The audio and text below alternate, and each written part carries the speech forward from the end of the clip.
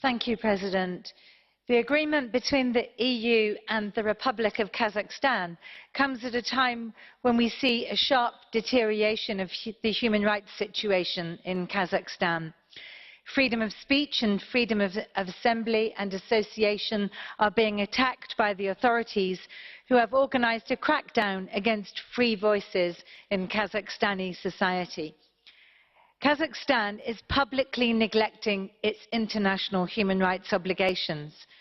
Politically motivated criminal prosecutions are becoming more frequent and demonstrate that the authorities are unwilling to accept dissident voices. I'm very concerned by the detention of political prisoners and the ongoing use of torture.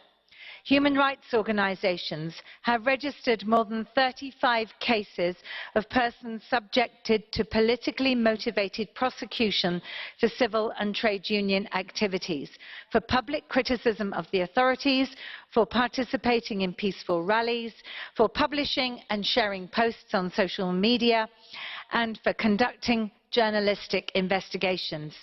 This is so in the case of Mr. Maksa Bokaev, a Kazakh civic activist, Mr. Mухтара Джакишева, Mr. Искандере Еримбетове, and Mr. Muratcan Tokmadi, political prisoners who fell victims of lack of proper medical care.